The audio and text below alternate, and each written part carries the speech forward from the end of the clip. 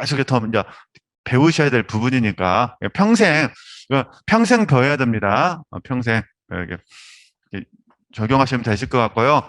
그 다음에 이제 하나님의 나라. 하나님의 나라는 자, 이 세상에는 이 세상 풍속이 있습니다. 그죠? 그러면 하나님 나라에도 하나님의 풍속이 있겠죠. 가장 그 하나님 나라를 설명할 때 기본적인 방법이 뭐냐면은 통치의 개념입니다. 통치. 당연히 하나님의 나라에는 하나님 왕이시잖아요. 그러니까 우리가 하나님의 나라를 구한다고 봤을 때 하나님이 나의 왕이 되셔가지고 나를 뭐 하시는 거죠? 통치하시는 거예요. 이제 가장 기본적인 개념이. 그러니까 저희들이 이 하나님의 나라를 잘 구하려면은 하나님이 저 여러분을 뭐 하셔야 돼요? 통치하셔야 돼요. 그죠? 근데 영, 혼, 몸 모두 통치하셔야 돼요. 그래서 지금 우리 좀 훈련을 받고 계시는 거예요. 그죠? 영혼, 몸을 하나님께서 다스릴 수 있도록 하기 위해서. 그러니까 계속해서 지체들께서 이 훈련을 하시는 겁니다. 하나님께서 나의 왕이 되셔가지고 하나님 나를 뭐 하셔야 돼요? 통치하셔야 돼요. 근데 무엇으로 통치하시냐? 계명으로. 그래서 하나님 말씀은 저에게나 우리 지체들에게 하나님 나라에서 어떤 삶을 살아야 될 것인지를 가르쳐 주셔요. 계명을 통해서. 그죠? 그래서 계명의 완성이 사랑이잖아요. 이게 사랑도 일종의 계명이죠. 근데 계명에는 사랑만 있는 건 아니니까. 그렇게 아시고. 그래서 저와 지체들이 정말로 하나님의 이 나라를 많이 많이 구하고 싶은 소원이 있으시면 이 통치를 정말 사모해 주셔야 돼요. 그래서 내가 어디를 가더라도 나는 누구 앞에서 삽니다. 하나님 앞에서 삽니다. 하나님의 통치를 받으면서 삽니다. 그래서 저희들이 요한복음 4장 24절 말씀에서도 그런 말씀 하시잖아요. 우리가 신령과 진정으로 하나님을 예배해야 된다고 말씀하시잖아요.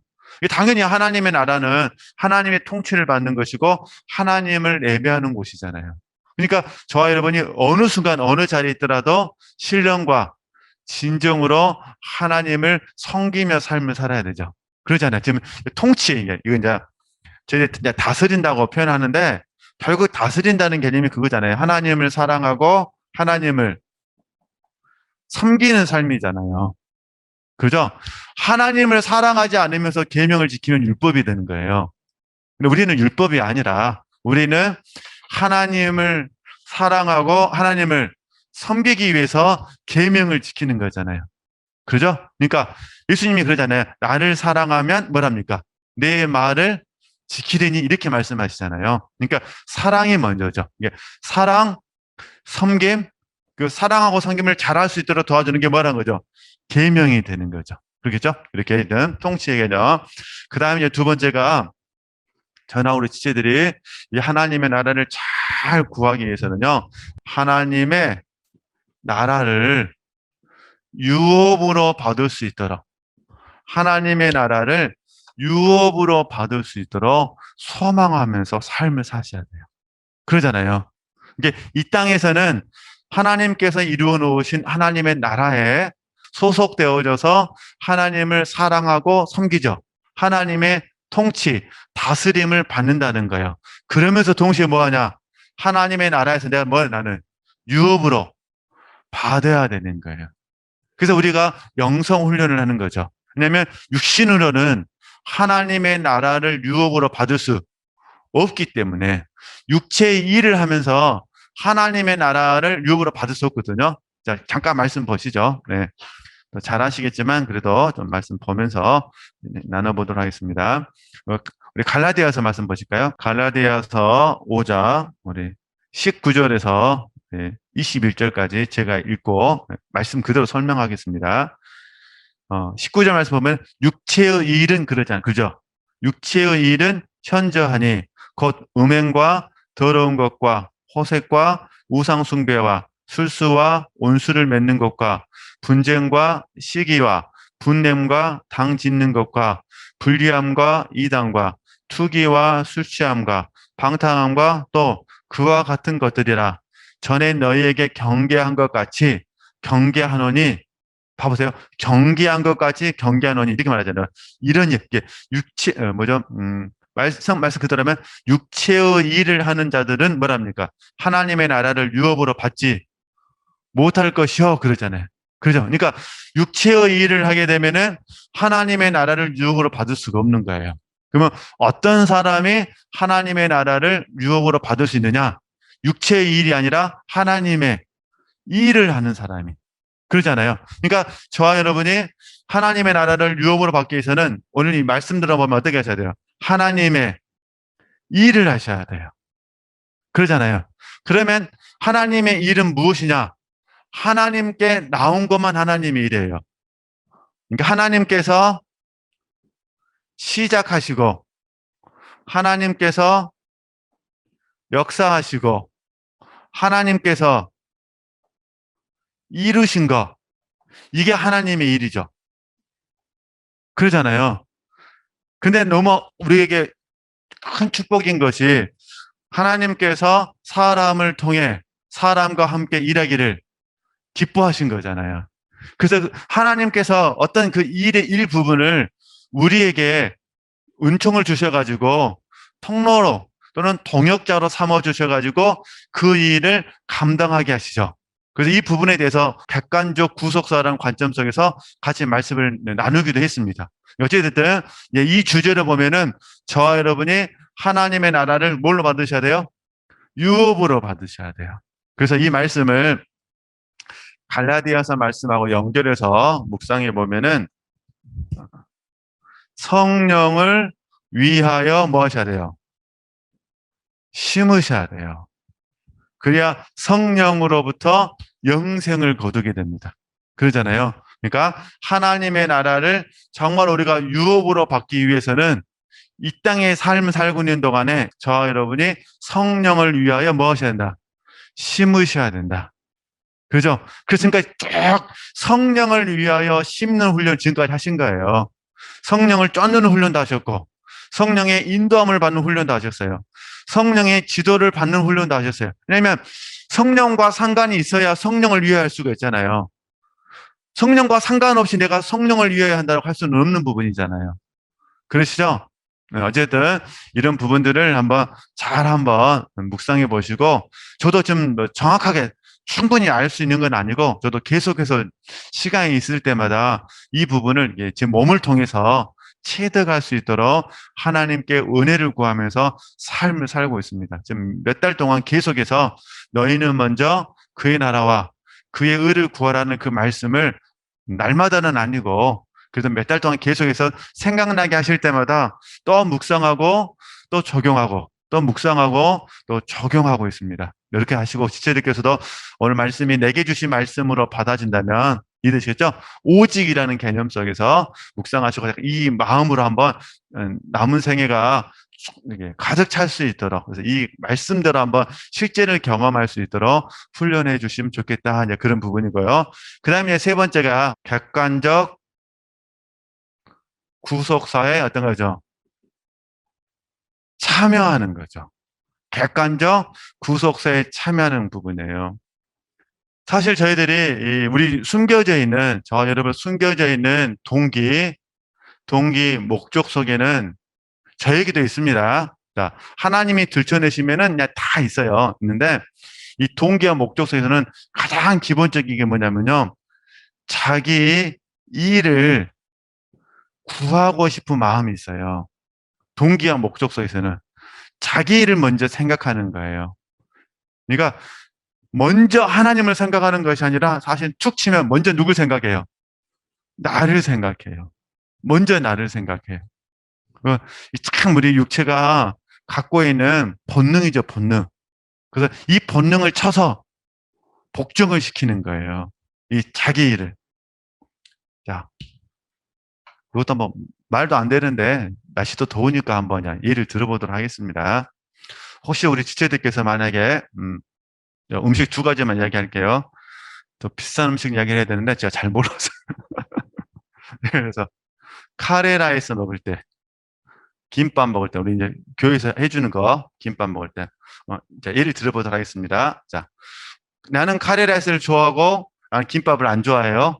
이렇게 한번 예를 들어볼게요.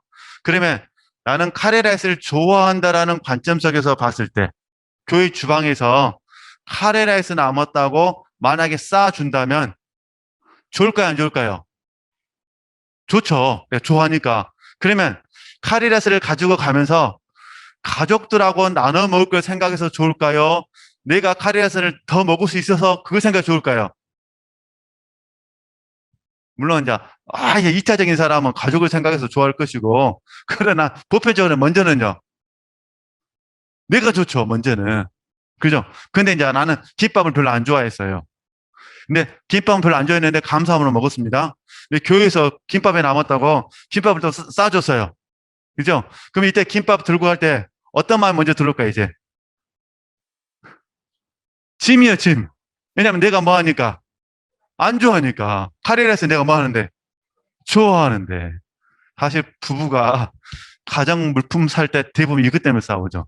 아내는 꼭 필요하다 그러고 남편은 뭐가 필요하냐 그러고 또 남편이 뭐 산다고 하면은 남편은 사고 싶고 아내는 쓸데없이 집만 늘린다 그러고.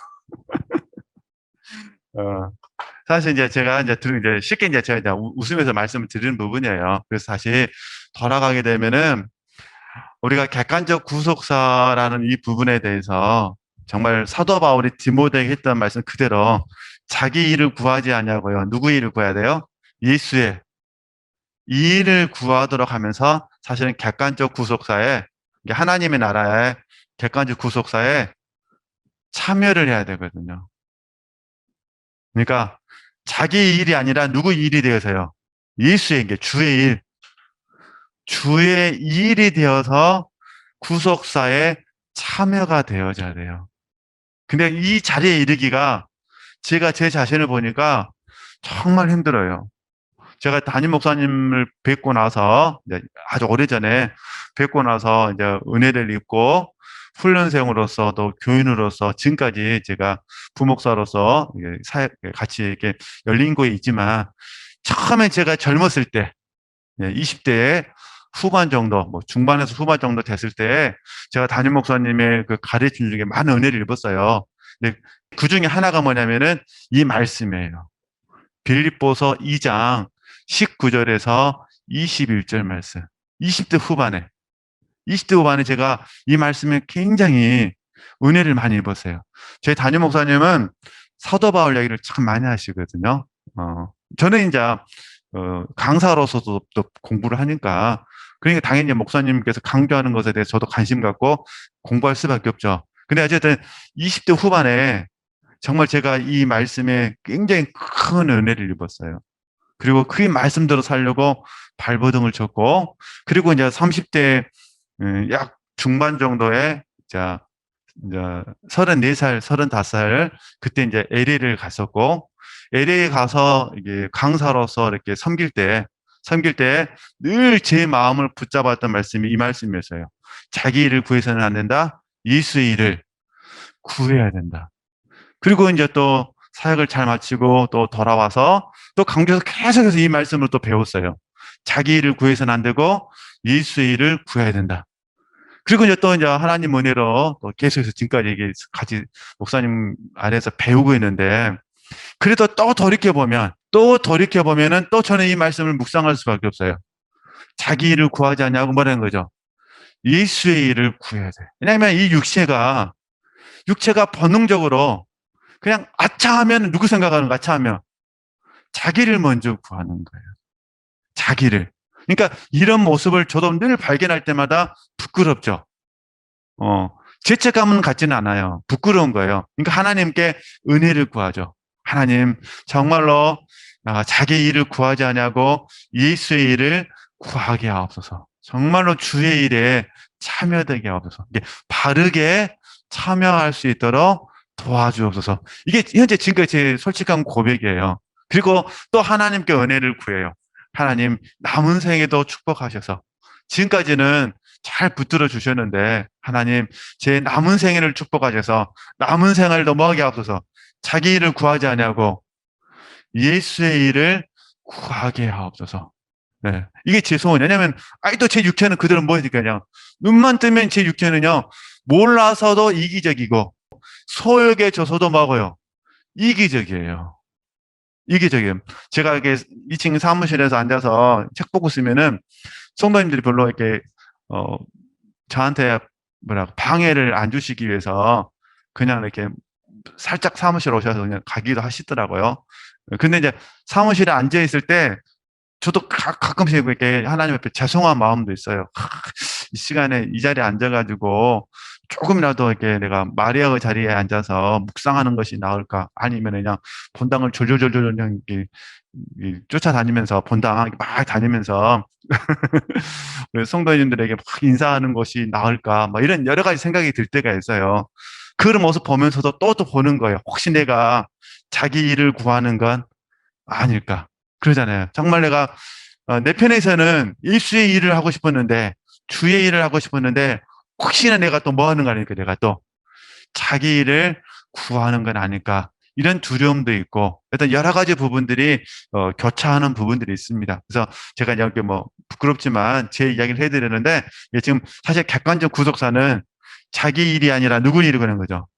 예수의 일을 구할 때에 비로소 참여될 수가 있거든요. 그래서 이걸 잠깐 다시 이제 하나님의 은은 못 할 것 같아요. 이거는 이제 계속해서 우리 지체들께서 구원을 이루고 가고 계시고 거룩한 삶을 구하시고 또 하나님의 의로우심에 참여되기도 원하시고 이런 훈련들을 꾸준히 하고 계시니까 이건 이제 계속해서 또 다음에 나눌 수 있는 기회 있을 때 나눴으면 좋겠고요. 이제 이거 마무리 지어야 되니까 이게 자기 일을 구하는 순간은요. 자기를 위하는 마음이 들어와요. 예수의 일을 구할 때는요. 주님을 또는 복음을 주님을 위하는 마음이 들어오게 되는 거죠. 그래서 진정한 면에서 객관적 구속사는 나를 상관하지 않고 예수님만 상관하는 거예요. 그럴 때 우리가 객관적 구속사에 뭐에 되었다? 참여되어졌다라고 생각을 해요. 영성훈련도 마찬가지예요. 영성훈련을 통해서 내가 어떻게 되고 싶다 이러면은 잘 안 돼요. 이해되시겠죠? 그러니까 우리가 훈련하는 이유는 오직 누구를 위해서요? 주님을 위해서.